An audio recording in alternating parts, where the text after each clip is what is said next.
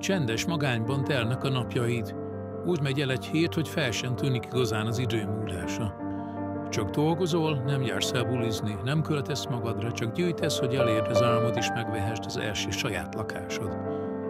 A pénzet is gyűlik, de lassan, mert szinte mindig akad valami váratlan kiadás. Egy lyukas fog, egy elkopott alkatrész az autóban, és még sorolhatná.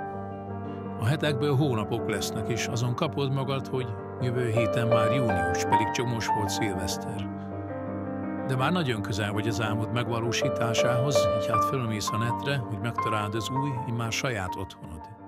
Oda néz, milyen szép nagy épület, gyönyörű kilátással a vízre.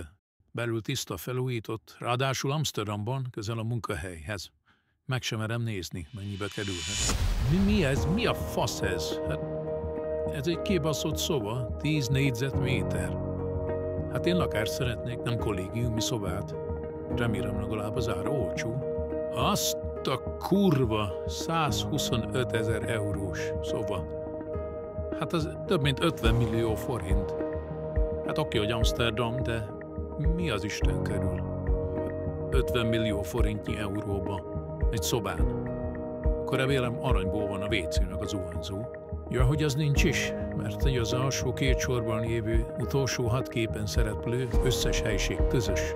A WC közös, a zuhanyzó, a konyha, a mosoda és a bringatároló is mind közös. De hagyjuk is Amsterdamot, mégiscsak a világon szinte mindenhol ismert város. Nyilván ott lesz a legdrágább minden. Menjünk 45 kilométerrel arrébb Utrechtbe. Hát, bazd meg, ez sem egy penthouse, de már kétszer akkora, mint az előző. 150 000 euró.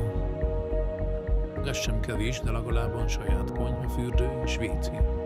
Persze, ahogy a legtöbb ilyen picsányi kis stúdióban, a mosógépnek itt sincs külön vízcsap, az is közös helységben van. Másokkal kell osztozni rajta. De hagyjuk is a francba, majd ha jó Isten is úgy akarja, találunk milyennél jobbat is. Valamit, ami még pont belefér a hitelkeretünkbe és olyan városban, ami kicsit közelebb van a munkahelyünkhöz. Ez is csak egy karzon, de élhető méretű, ráadásul a vízparton csodás kilátással. Így hát a kilátástalanság nyomasztó érzését hátrahagyva először megnézed a lakást, majd licitálsz. Licitálnod kell, mert így van kitalálva a rendszer is a lakhatási válság miatt, amint aladóvá válik egy ingatlan, már az első percekben több ezeren reagálnak a hirdetésre. Végül itt is az nyer, akinek a legtöbb pénze van. Nem ritka, hogy egy 150 000 eurós karzon ára fölmegy 160-180 000 euróra is, mire eladásra kerül.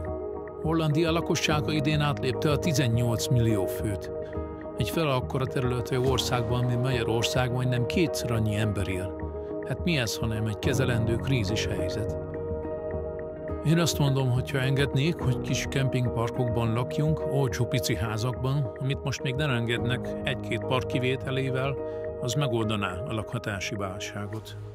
Aki nem ért egyet az én szubjektív nézőpontommal, írja meg kommentben, kíváncsi vagyok mások véleményére is.